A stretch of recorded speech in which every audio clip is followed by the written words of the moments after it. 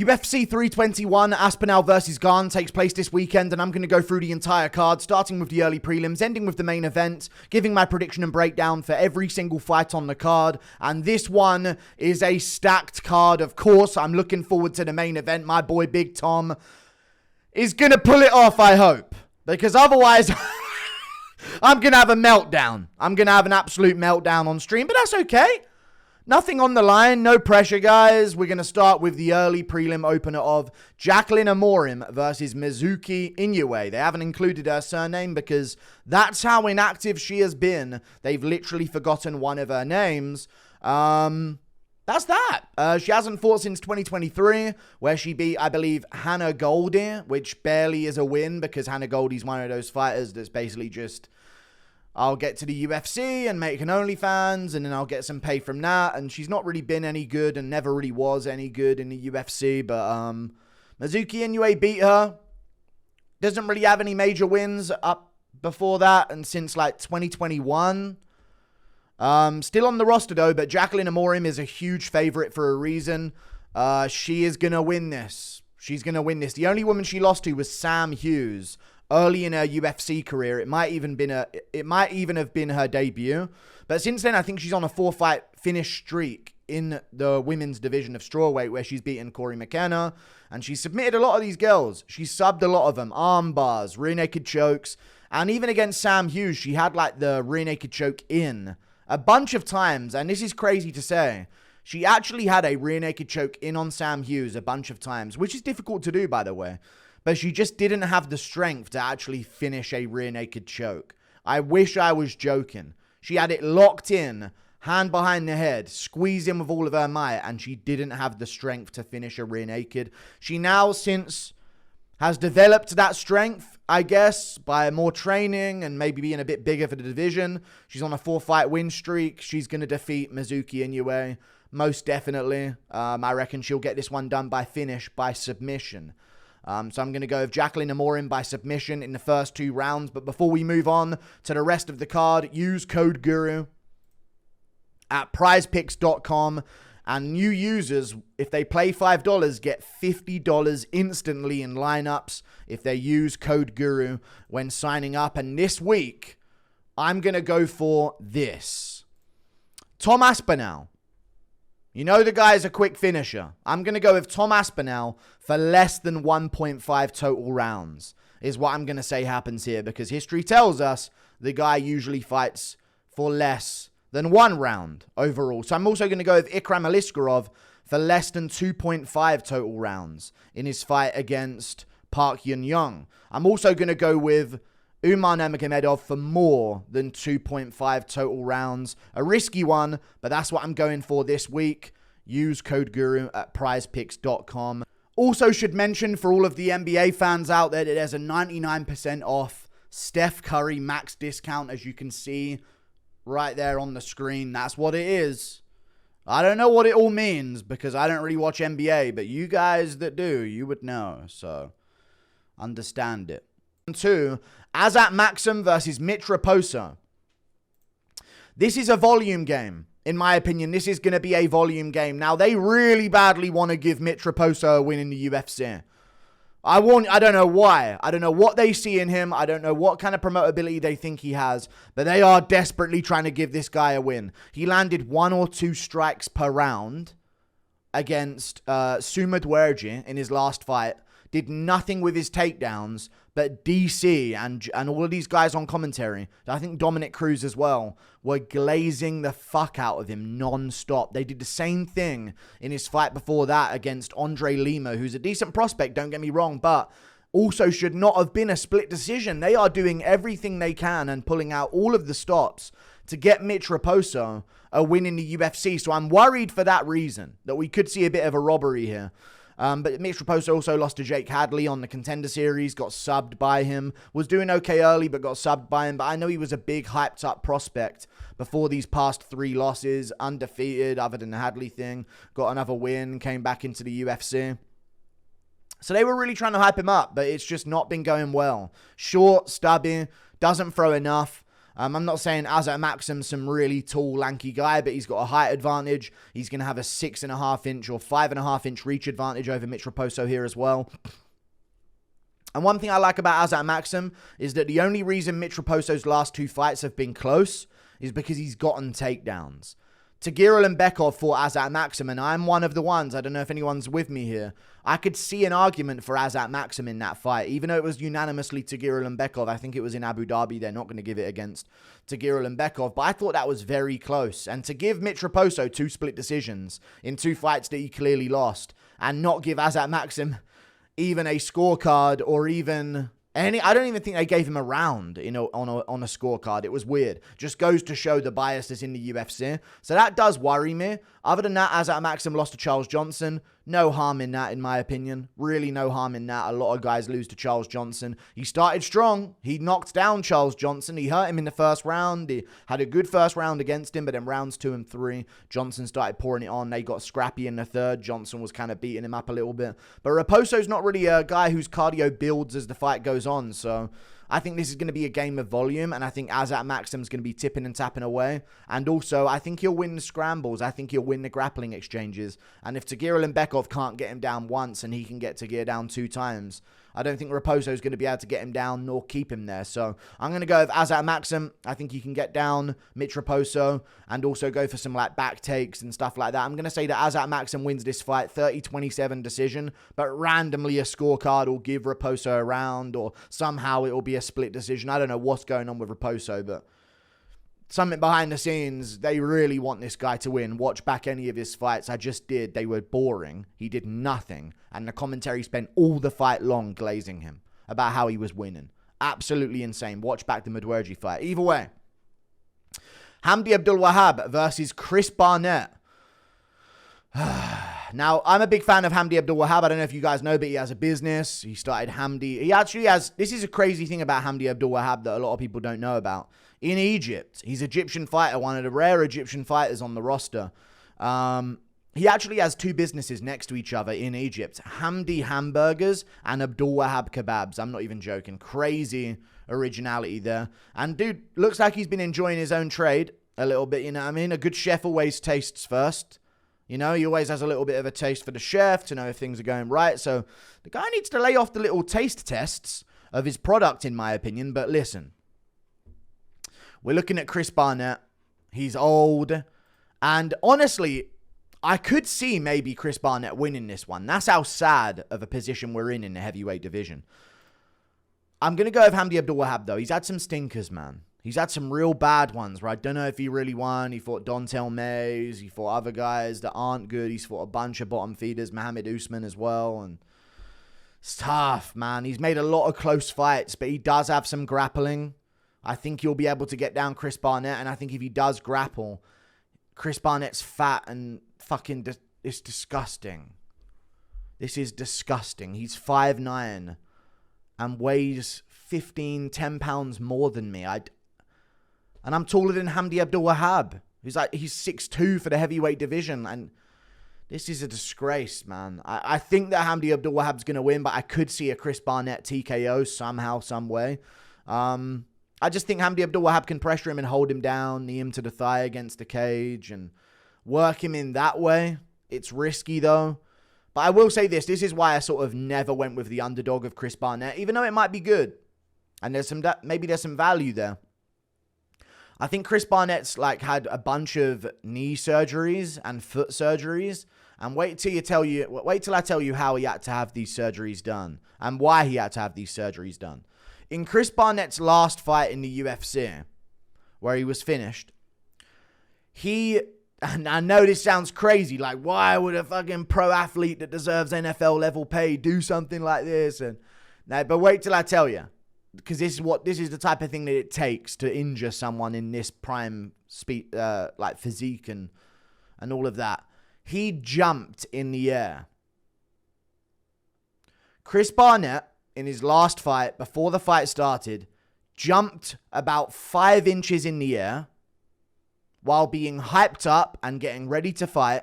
And in the process of attempting to jump as a UFC heavyweight, he blew out every ligament in his leg and hurt his foot, and he's been out ever since. He also lost his house in a tornado, which is a bad thing, obviously. Or is that an insurance?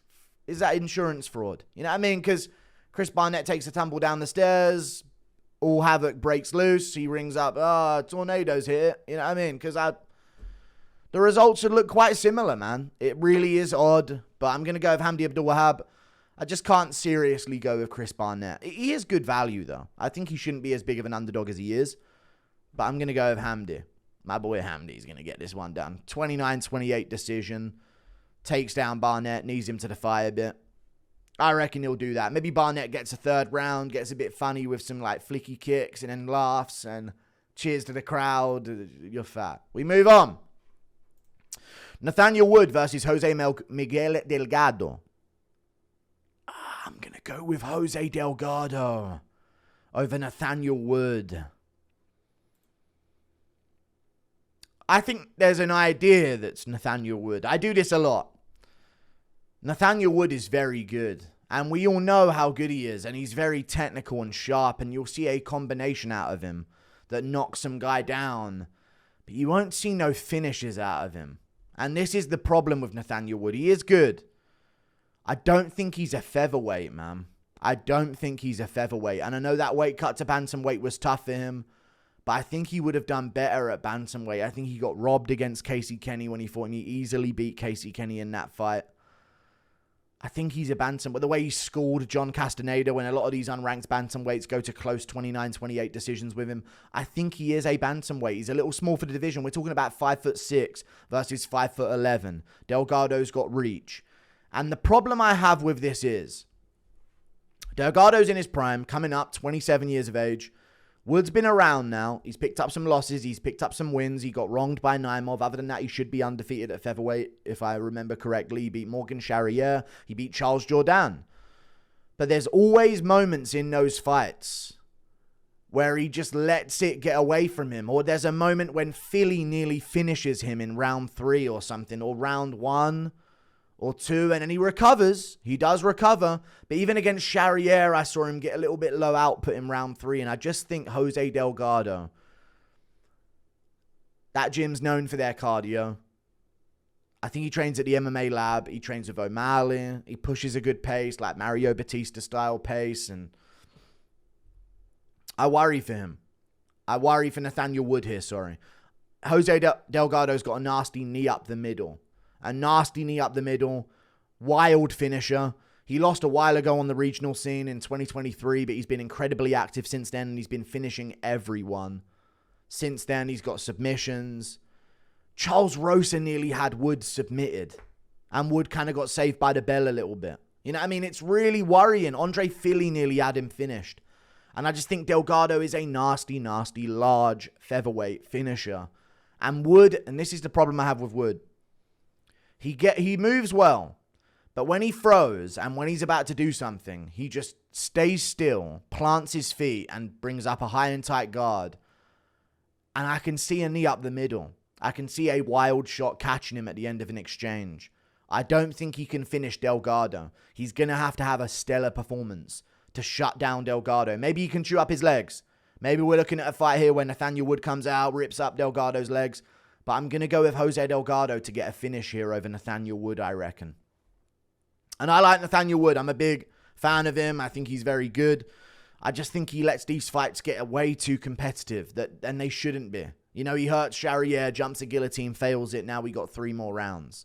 Or 2.5 more rounds because he hurt him in the first. And he hurts Philly, fumbles it. Hurts Charles Jourdain, fumbles it. There just seems to be these moments, and I just think Delgado, if he hurts Wood, which has happened in Wood's fights. He got hurt by Naimov up against a cage really badly. Survived it, though, by clinching on and even hurt Naimov back, and then Naimov was cheating. I get it, but there's too many moments I've seen Wood lost on the feet and have to recover. Even on the regional scene, it happened a lot to him as well.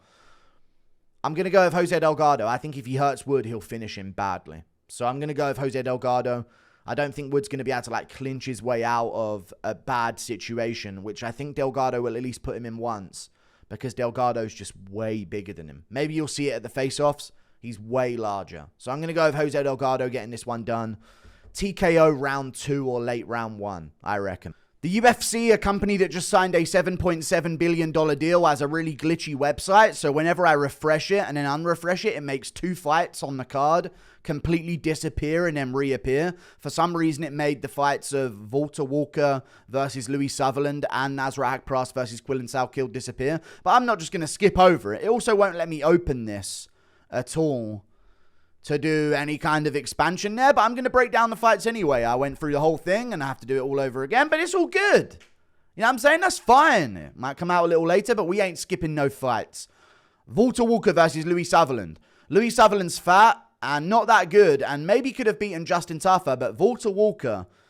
Listen, Louie Sutherland's all right. I feel like he looks completely different in the UFC compared to how he looked outside of the UFC. If you look at his Tapology picture and how he looks in that, this isn't the same person at all in any way whatsoever. So that's very interesting to me. I don't know why that's the case, but one could only assume.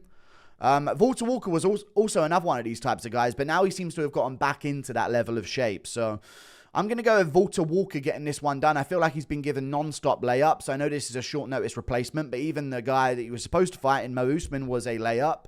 And they are just permanently giving Volter Walker non-stop layups of opponents. This is, I guess, what they've sort of makeshift done. Usman's out because of the test result that came out. Louie Sutherland, his opponent's out. Justin Tougher because he couldn't make the heavyweight limit safely at 5'10". So yeah, that's heavyweight. I'm going to go with Volter Walker getting a signature leg lock submission over Louie Sutherland. I don't see why he wouldn't. He's just going to go out there, in my opinion, get a quick paycheck, get that leg lock submission. Heel hook probably is what I'm going to go for here. And I don't see Louie Sutherland being able to stop it. So I'm going with Volter Walker by first round submission. It seems a no-brainer for him to go to the easiest path of success. We move on. Abdul Kareem Al-Selwady versus Matheus Camilo. This is a risky one. Abdul Kareem Al-Selwady, little bit iffy. Lost to Loic Radzhabov, beat my boy George Hardwick, which is hurtful. But, you know, George Hardwick is good. He is a good fighter. Regional level, of course. I'm just being honest. But he did beat him on the Contender Series, then lost to Loic Radzhabov, was doing good against him, got cracked in the third, put away. Matheus Camilo got a finish on the Contender... got finished by Gabriel Green. Didn't go through the Contender Series. Came into the UFC on short notice. Got finished by Gabriel Green. Submitted in that fight in round 2, which isn't a good look. Gabriel Green is not the best. He's one of the bottom level fighters in the UFC, I would say. But he ended up submitting Matheus Camilo. And my problem with Matheus Camilo is he's not a finisher. I think you have to be a finisher to put out Abdul Kareem Al-Selwady. It's a good thing to have, like some level of finishing potential, because he plays that game very well. He's like a Walmart Volkanovski in the way that he fights, moving around on the outside, inside low kick, jab, move, outside low kick, body shot, move. Very tricky in that way. He'll shoot takedowns. He mixes it up very well. Matheus Camilo's big. Matheus Camilo is young, 24 years of age. That might speak to a bit of an incomplete game. He's not all that experienced, 9-3 compared to 15-4. And also on the regional scene, he's taken a lot of guys to decision. I just need that finishing potential if I'm going to trust him to beat Abdul Kareem Al-Selwady. Because if we're playing a decision game here, Abdul's going to be able to get this decision. 29-28, 30-27. I've got Abdul Kareem Al-Selwady by decision. We move on up the card. Ludovic Klein versus Mateusz Rebecki. I've got Klein getting a finish. Rebecki can't take more damage. 2 in a row. Mike Tyke Oralblai fight, Chris Duncan fight. Way too much damage. Way too much in both of them. He won the Oralblai fight. Very, very close though. Very, very close. He could have won the Duncan fight, really, but Duncan won the fight. But it was a very close fight, you know. It was a very, very close war that they had. And he had a bad eye swole up in that fight. Same thing, Oralblai had an eye swollen shut, but he also had one against Oralblai as well, where he just takes way too much damage. And I am saying Klein's going to finish him. If you make silly mistakes, Klein will finish you. If you are technical and you try and tit for tat with him, Klein can have a bit of a stinker against you. Even if you're like Roosevelt Roberts and you just try and play it safe, Klein is very low output, so you can make it close with him.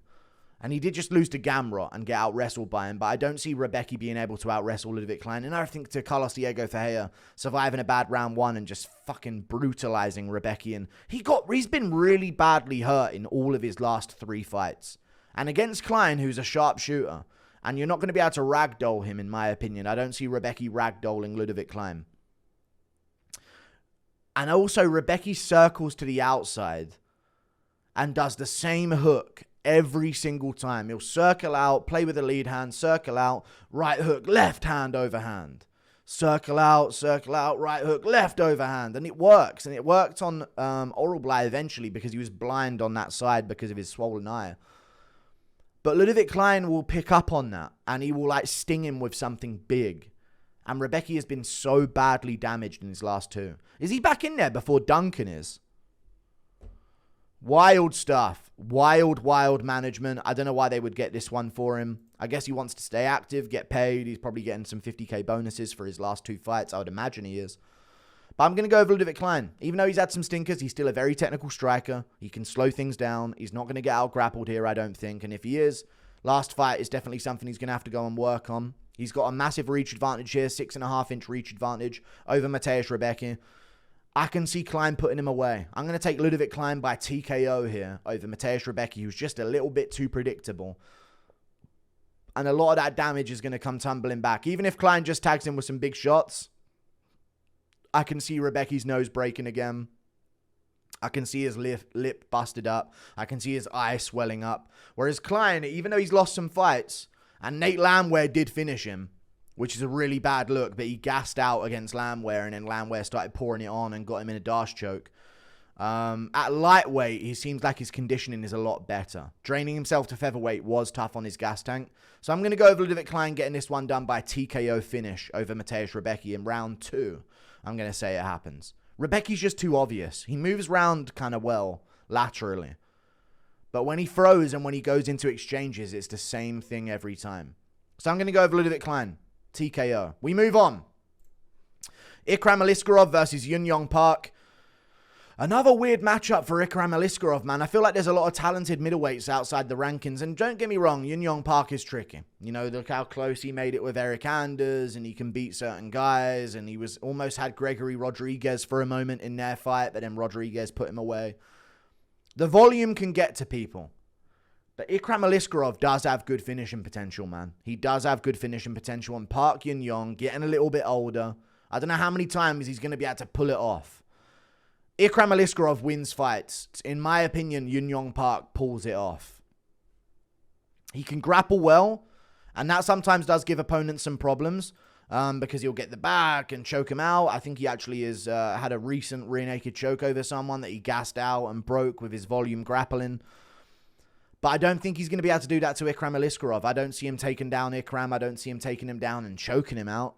So this is going to be a bit of a stand-up fight for Yun Yong Park. And he just doesn't have much power in his hands. He seems to throw a lot of shots to build up points. And even Eric Anders made it competitive. I thought he clearly lost. I don't know why they had it a split decision. But that's just what they do sometimes for certain fighters for whatever reason. I thought Yun Yong Park really clearly won that fight, but it was still enough for a judge to even be able to get away with a 29-28 Anders or make it close. And who knows who really won. They show some fake stats on the screen. I don't think we're even going to get there. I think Ikram Aliskerov's going to put him away by TKO. The same way he's put away near enough every opponent bar Whittaker, which is a tough thing to ask for. I know Whittaker's like seen as a bit washed and people are diminishing Whittaker recently because he hasn't had the same level of results and consistency in his career.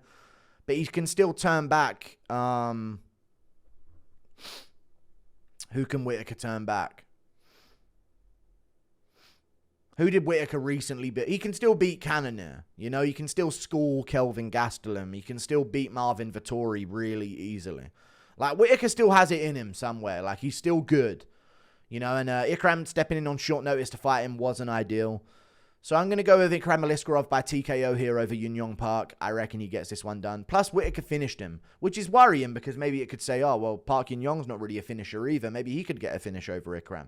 I don't think that's the case. Ikram's going to put him away easy. TKO. in the first or second round, I reckon Ikram Aliskerov finishes him. We move on. Hello, back again, guys, for another interruption. It's Nasrat Haqparast versus Quillan Salkilled. This one disappeared off the screen for a second, but we're back doing it. I'm going to go with Nasrat Haqparast over Quillan Salkilled. Nasrat Haqparast is really good and tough, and he seems to be making big improvements. He's been training with Faraz Zahabi, and they seem to be getting a lot of these decisions. You know, we see this with Amy and Zahabi as well. But Nasrat Haqparast, capable fighter, had a bit of a chin problem, but then he fought Drew Dober in his prime, got knocked out really badly in that fight, and he had a couple of mishaps here and there throughout his career. I think he even had a weird test as well at one point. But either way, Nasrat Haqparast looked good in his last few fights. I thought he could have beaten Esteban Ribovic, but Ribovic's output maybe should have got it for him because it was a very close fight. But I like that he made it that close with Esteban Ribovic. You know what I mean? He made it very close. And, you know, the Jared Gordon fight is another interesting one. But he's there. And I don't know if Quillan Salkilled is there because the Yanal Ashmuz fight, although impressive, doesn't really tell me where you're at in the division. It really doesn't tell me where you're at in the division. And there were some shaky moments there in that fight. He got tired a little bit as well. And this fight's on short notice for him in Abu Dhabi, flying over to Abu Dhabi to get the short notice fight. I'm kind of worried for him here. I think Nasrat pushes a really good pace in fights, and I think Quillan Salkilled's going to have to get him out of there early. And I don't know if Quillan Salkilled's going to be able to get him out of there early. You know, he fought Shane Young to a decision. Or not Shane Young, but another fighter with the surname Young, to a decision on the Contender Series. He had the decision with Yanal Ashmuz in his last fight. And, of course, he finished Anshul Jabli because, you know, he's Anshul Jabli. And I'll leave it at that. There's a reason why he can't fight, but let's just go over these Anshul Jabli, guys. It's a tough time. You've got a lot to overcome to get a win in the UFC. But Quillan Salkilled, I don't think is going to finish Nasrat Haqparast. Therefore, I don't think he's going to beat him. Even though I do think he's very good. So this is going to be a performance where if he beats Nasrat on short notice, I'll be shocked. Like, if he gets a first round finish here, I'll be like, wow, this guy is the real deal. There's stuff for him to prove in this one. You know, whereas Nasrat's already sort of proven where he's at, and it's up to Quillan Salkilled to sort of match that level. So I'm going to go with Nasrat Haqparast a decision or maybe a third round TKO. He does push a hell of a pace, very high volume. And I think Quillan Salkilled could get in trouble in the late second or maybe the third round. So, and Nasrat has really good takedown defense too. So I'm going to go with Quillan Salkilled losing. I'm taking Nasrat Haqparast by 29-28 decision. Quillan gets the first round. Nasrat gets the last two. We should be back with the next one. Alexander Rakic versus Azamat Murzakanov. I'm going with Alexander Rakic. Sad, I know. I don't know why I keep doing it, but I can't fucking help myself. I know Azamat Murzakanov's undefeated, but I've seen a lot of Azamat Murzakhanov fights, and he catches these guys. And listen, he put away Alonzo Menifield by TKO, but it's worrying a bit beforehand, but then he puts him away by TKO. I remember Tafon and Chukwi, like, really badly beating the shit out of Azamat Murzakhanov. And then Murzakhanov pulls off like a jump knee to the face of Nchukwi and puts him away. And he also has some other finishes as well. He hurt Jacoby a few times off balance once, but the second time he proper dropped him and won the fight based on the knockdowns, really. And Jacoby kind of pushed him against the cage in the third, broke his arms with kicks, broke his forearms with kicks in that fight, and then pushed him against the cage in the third round. Won the third round, but if he would have found separation, he probably could have found a finish over Azamat Murzakhanov. And, you know, Jacoby's had mixed results. I do think Rakic is a better version of Jacoby. He did go to a 29-28 close decision with Magomed Ankalaev, and I know he leaves it close. I just don't know if Azamat's body type and frame can consistently enough catch Alexander Rakic, who's now been training with John Jones and training at his gym, bunch of heavier guys around. I don't think Rakic had that base in his regular gym, so he's sort of gone to other gyms to find bigger guys like heavyweights to train with. So I'm going to go with Alexander Rakic. I'm worried that he might do something dumb, like try and shoot in, which could work for him if he mixes it up a little bit, but Azamat is good at grappling, combat sambo background, knocked out Kutalaba, or dropped him like 5 different times in one match in their sambo fight that they had before the UFC. I've watched that one recently as well. So Alexander Rakic, I think, is going to win this one, man. He scares me. Yuri, of course, broke him, but he was beating the shit out of Yuri. And dare I say he was doing a better job than Khalil was. Khalil was winging shots, and they were landing here and there, but Rakic was genuinely showing him levels. And Ciryl looked a little bit less all over the place in round 1 in that fight. Like, he looked like he was more switched on early to go for things, and Rakic was still chewing up his leg, landing elbows as he came in. I think Rakic is very good, and he's got a 6.5-inch reach advantage here, and he's a lot bigger and taller. I reckon Rakic can have a good performance. It might be a snoozer, but I reckon Rakic can get himself a decision win here over Azamat Murzakanov, who is good, but I've seen a couple things. Obviously got a KO over Brenson Ribeiro. But it's Brenson Ribeiro. Why is that his last fight before he goes in there against Alexander Rakic, who's coming off a 29-28 decision loss to Magomed Ankalaev, where if he didn't shoot like an idiot in round 3 and get his takedown stuffed and punched while he was going for a takedown, he could have maybe pulled that one off in a close decision. He could have maybe got a scorecard to himself. That was a close fight. Even though Ankalaev clearly won, in my opinion, it was a close competitive fight. So I just think Azamat's a little bit too short. I think he needs to spring over his lead leg to land on opponents. And Rakic's low kicks are really good on people's lead leg when they try and put weight on it. And they have to put weight on it to get things done. Rakic typically chews that up. And I think he's going to chew up Azamat's lead leg, mix in some shots at range, make it pretty messy, make it pretty slow, maybe shoot in a takedown and mix things up. I think Ribeiro and Azamat had a bit of a grappling exchange when he just put him down and got on top and landed big shots. But this ain't Brenson Ribeiro. I think he's better than Jacoby, who made a pretty tough fight for Azamat Murzakanov. Doing well other than those split knockdowns. And I'm worried that Rakic gets chinned. He's been chinned. He's been hurt. But Yuri's Yuri. You know? Yuri is Yuri Praska. He's going to get you if you're not Alex Pereira. So I'm going to say that Alexander Rakic wins this fight. 29-28 decision. Maybe has a scare in the 3rd round. But I think he'll shut down Azamat in the first 2. We move on. Alexander Volkov versus Jailton Almeida. I think I'm going to go with Alexander Volkov. I might have a bad night of picks. Even though the last card was all underdogs coming up big, I still went positive. I just feel like I'm going a bit against the grain here on this card for some reason. I'm going with Alexander Volkov over Jailton Almeida. I was worried for a moment that maybe Jailton could make quick work of Alexander Volkov. And he probably has a chance to do so. I just don't think he'll make quick work of him. I don't think this is going to be a 1st round win for Jailton. Easy, he dominates Volkov. Oh my God, what's anyone ever going to do about Jailton Almeida? Because we've seen against Derek Lewis, he doesn't have that many options on the ground if he can't get you back. Even against Sergey Spivak, he nearly got TKO'd on the ground in that fight. They were scrambling back and forth. Spivak got top position. Jailton was landing shots when he was on top. Then Spivak started landing some big ground and pound shots on top. Then Almeida reversed position, got to the back, landed some ground and pound. They stopped it. Spivak couldn't really move out of the position. I don't think he can pin Volkov in one place. So I see a lot of like the blade stuff, who does have good fundamental takedown defense, as Volkov has developed over his career. Plus, he's massive. Very tricky to beat. Coming off one of the best performances he's ever had, where he beat Ciryl Gane. Straight up beat Ciryl Gane in their fight. Grappled offensively against him. Got taken down, but it's Gane. You're not expecting it. Got taken down. Got back up. Grappled offensively against him. Got him down. Kept him down in moments. Hurt him on the feet.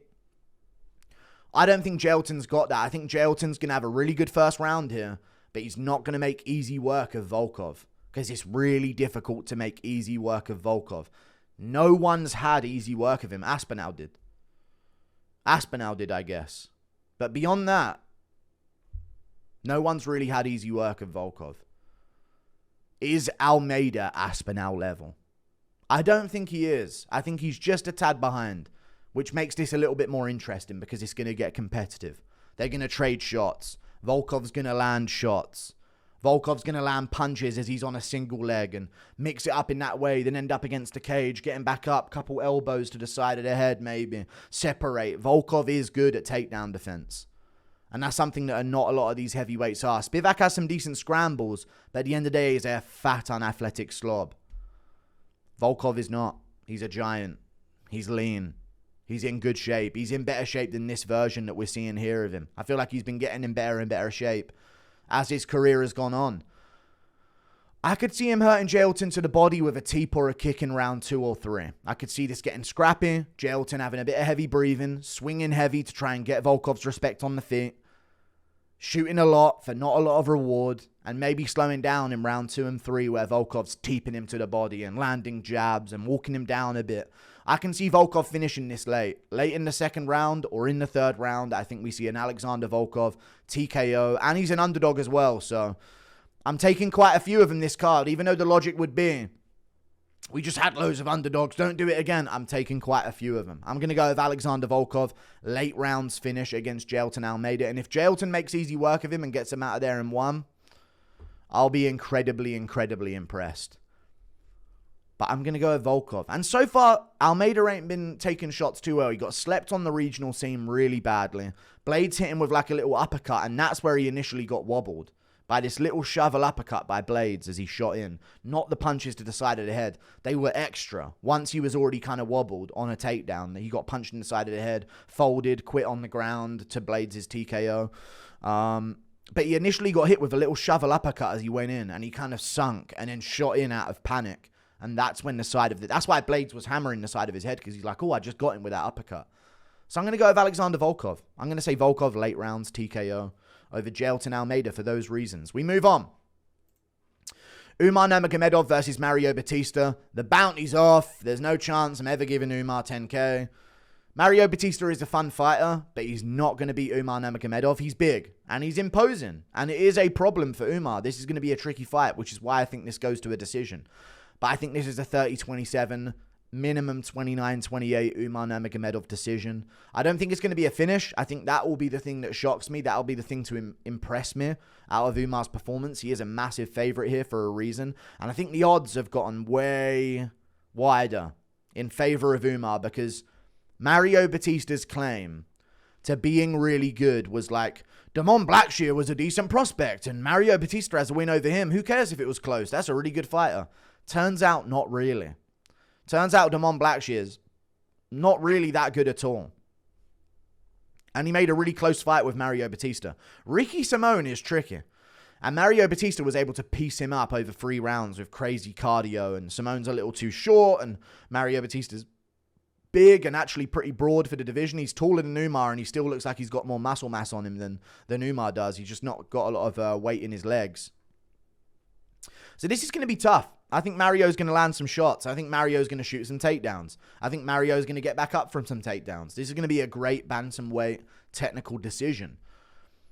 But then also Mario Bautista's next claim to this fight, where he's getting this opponent, is that he beat Patchy Mix, who just lost to Lucas Wiklach, or Jakub Wiklach, I think his name is, sorry. And that has aged really bad. Like, because Patchy Mix looked awful in his last fight. Really, really bad in his last fight. And I know it's still a good win for Mario Bautista. Patchy Mix is better than some of the other bantamweights on the roster, maybe. It's not like a bottom level. It's not like, oh, Mario Bautista beat Brian Kelleher back after retirement, and now he's got Umar Nurmagomedov. I'm not saying that. I'm just saying the things that made me see Mario as good now don't make me see it that way anymore. I think Umar's flicky kicks are going to give him a problem. I think Mario's not going to be used to someone who can fight at range like he can. And I also think that Umar's going to be able to get takedowns. Is he going to be able to keep Mario Bautista down? Probably not, but I think he's going to be able to get him in like a Corey Sandhagen position, but less. Because he's not as good as Sandhagen in the scrambles, Mario Bautista. Sandhagen actually KO'd Bautista with a jump knee in their fight early in their career, but they're completely different fighters now, so I understand that. So yeah, Umar Nurmagomedov. I've got Umar dragging him down against the cage, knee to the thigh, one hook in. Maybe he gets the back at the end of one of the rounds. Mario's looking a little bit demoralized. He has some moments of success in the fight where he has a good round or a good showing, and the commentators are saying, this is a better round for Mario Bautista here. He's doing a little bit better here, but that doesn't change the fact that he's still probably losing to Umar, who's flicking kicks at range, and now he's worried about a takedown. Umar's fucking question mark kicking him to the head, and a lead head kick comes up, and a good 1-2. And there is also the case that I'm the one saying this, by the way, so you know this is true. Umar nearly beat Merab, and it's close. it comes down to round 5. A lot of people think it comes down to other rounds. I think Merab very clearly won rounds 3 and 4. And Umar clearly won rounds 1 and 2, even though the rounds were close. Those were quite easy to score for me. Round 5, even though he was slowing down, he still had a hell of a round for himself. And I think the thing that won it for Merab was the punch at the end that kind of like made Umar do that a little bit, which is good visuals. You know, he got a little reaction out of Umar for a punch that landed. And also the pointing at him on the ground, the celebrating at the end.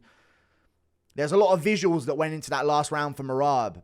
But bar that one punch and bar that point after dunking him, Umar could get that round. That's uncomfortable to admit, but it's true. Umar gave Merab a very tough test. Never got hurt by him. Got taken down, got outpaced, but also got Merab down a few times, even while he was aura farming. Still got dragged down to the ground, got right back up, though, I get it. I just don't think Mario Bautista's at that level yet, so I'm going to go with Umar Nurmagomedov getting this one done. 30-27, one scorecard will read 29-28. Mario will have a decent round. We move on. Werner Jandiroba versus Mackenzie Dern. I'm going to go with Werner Jandiroba here over Mackenzie Dern. Tough fight the first time, but Werner actually had the control time over Mackenzie Dern. She had the takedown over Mackenzie Dern. No submission attempts for Dern that were proper in that Werner Jandiroba had to escape. I think that's a bit of confidence for Werner because she's been looking pretty good recently with her takedowns over Yan Xiaonan and even Amanda Lemos, who's tough and strong and put whooping on Dern really bad. Knocked her down like 3 times in the first round. Dern looked very, very silly. And I think Werner does have a little bit of a physicality advantage. Dern might be more aggressive on the feet, though. And sometimes she can be aggressive against a smaller opponent. I don't think Jandiroba is going to catch her as she comes in swinging. But I know Werner's more focused on her career than Dern is. She doesn't get fake tits. You know? Doesn't get fake tits in the middle of her career. Sure, they can put Dern on the front of the embedded poster and get a selfie with Dern in a bikini, and that's how they're going to promote this fight because that's the extent of the UFC promotional team's IQ when it comes to promoting fights. All of the talent on this card, Aspinall, Gane, Volkov, Almeida, Umar. No, let's put Dern in her bikini on the thumbnail. That's where we're at. Let's get Nina Drama to promote. I hate the fucking degeneracy bait. It's weird. But Dern is hot in a bikini, though. I will admit that. But I just don't think she's as focused on her career as Werner Jandiroba does. I don't hear no dramas of Werner Jandiroba. I hear Dern split up with so-and-so. She's back with her husband. Her husband's coming for half of her money, and now she's got to do this. Court appearance here, this, that. She's got a kid here, and I think there's a lot. And Werner Jandiroba doesn't have a lot going on but this. And this is her moment. And this is her moment to be, you know, even though she's not really been a big star, she's been getting a lot of wins. She beat Yan Xiaonan. She beat Marina Rodriguez easily. She beat Amanda Lemos, taking her down. I think she subbed Amanda Lemos with an armbar, if I'm not mistaken, as well, in the second round, which is pretty impressive because Lemos is tricky to finish. So I'm going to go with Werner Jandiroba here. Close first fight.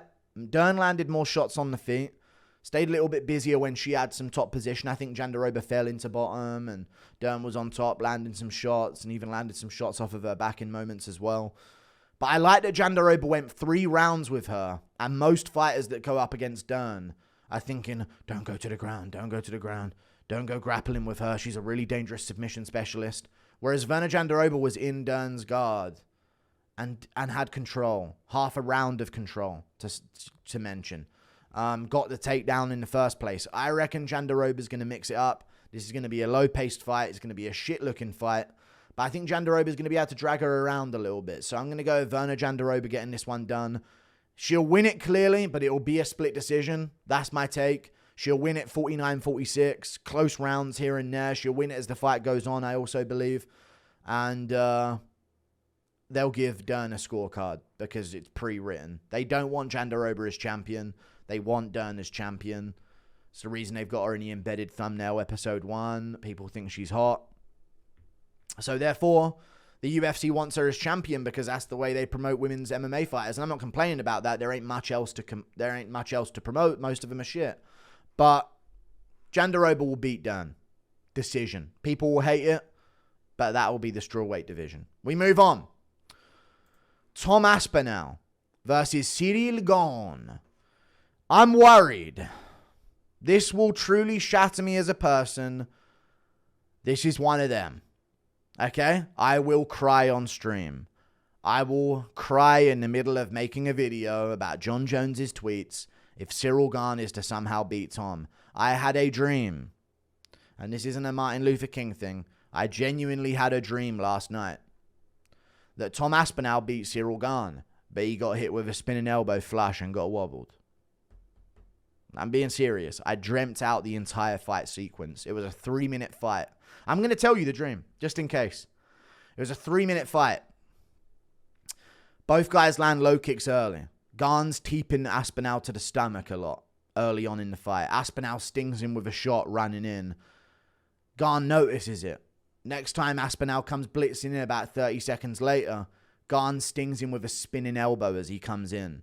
Aspinall eats it but gets wobbled backwards. Gane starts pressing in. Aspinall shoots in, gets the clinch, pushes him up against the cage, punches him to the head a couple of times, stays in the clinch. Gane separates, Aspinall separates, they're back at range. Then Aspinall shot a takedown on Gane, and Gane got back up. Okay? This is all I'm telling you, and then we'll get into the prediction. And then Gane starts coming towards Aspinall thinking he's got it figured out, and Aspinall stings him with a counter hook as Gane gets a bit aggressive for once. Aspinall stings him with a counter hook. Another one as he goes down, starts hammer fisting his face on the ground. I was screaming in a dream, "Stop it, Herb, stop it!" And then they stop the fight. Tom Aspinall's the world champion. My real prediction of this fight, though, dreams aside, my real prediction of this fight is this. I've got Tom Aspinall by Kimura. I've got a Kimura submission for Tom Aspinall, and I'll tell you why. But we're going to talk about the opening sequences first. I think Tom's too fast. Too fast for Gane. And also, I haven't, even though I'm worried, because I think, are we overlooking Ciryl Gane? I haven't heard a good argument. He can move well. He can make it look a bit messy. I haven't heard a good argument for Gane. When you compare the way they've looked against their opponents, when it comes to Spivak versus Gane, and Aspinall versus Spivak, which Tom took on 2 weeks' notice, by the way. When it comes to Gane versus Volkov, and Aspinall versus Volkov, night and day difference. I reckon Gane would take Tybura to a second round or a third round. That's what I'm talking about here. That's where I'm leaning towards Aspinall. Now, Gane did nearly beat Ngannou, who was on one leg at the time, but nearly beat Ngannou.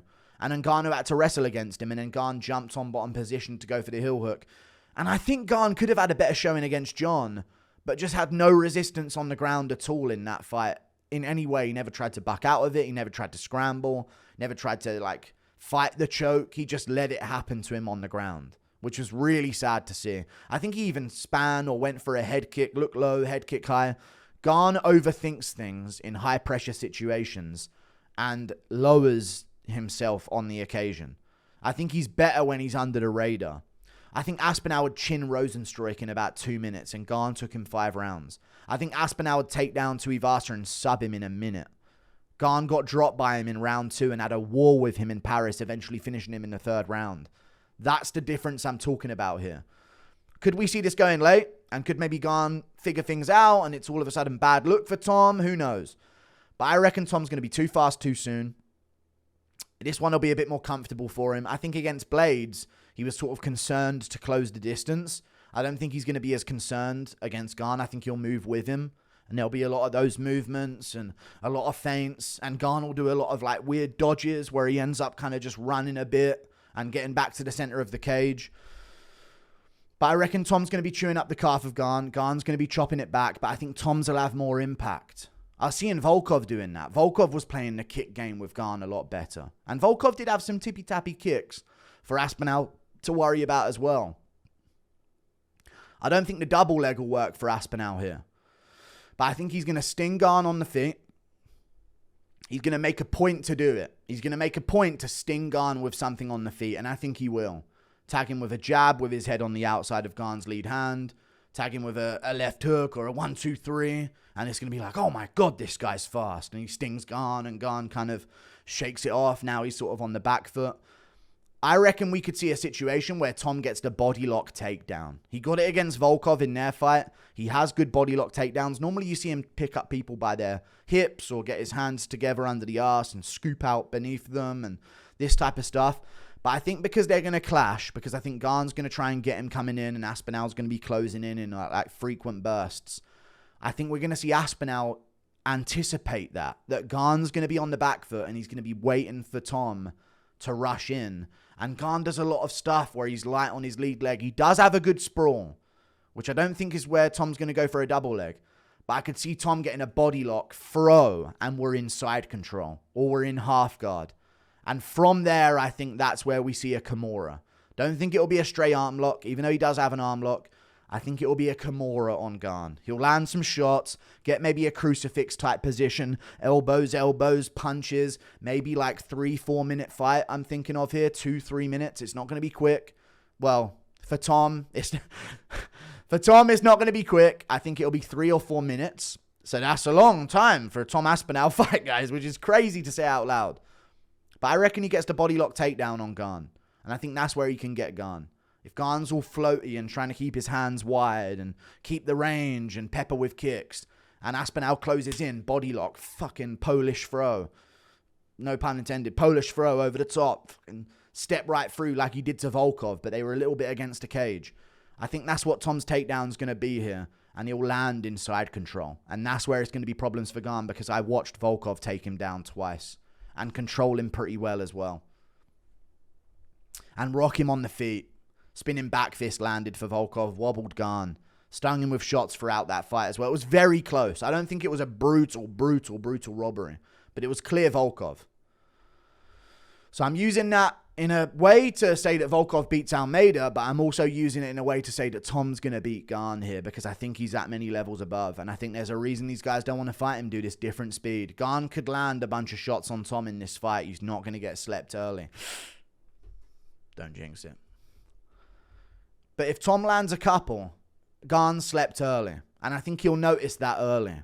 Even if he doesn't get slept, he'll feel that shot and go, oh God. And that's where the takedowns are going to happen.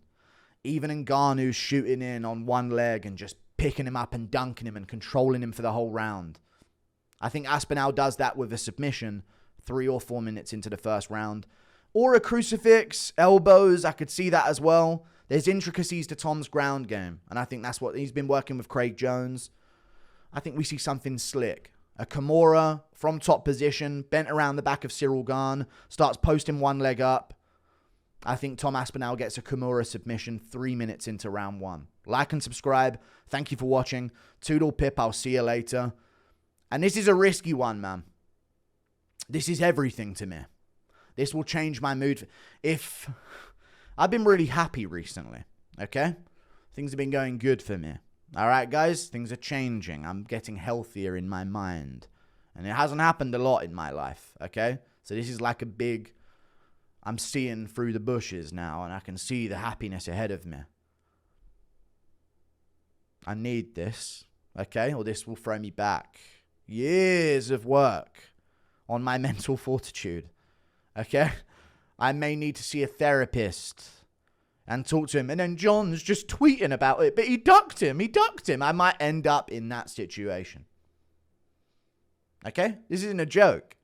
I'm making videos out of it, don't get me wrong. If Jones is tweeting about this, see, that's what it's like. A lot of you guys think it's easy to be champion, but God, it's not easy to defend it so many times. Tom's going to get him, guys. Promise. Tom's going to get him.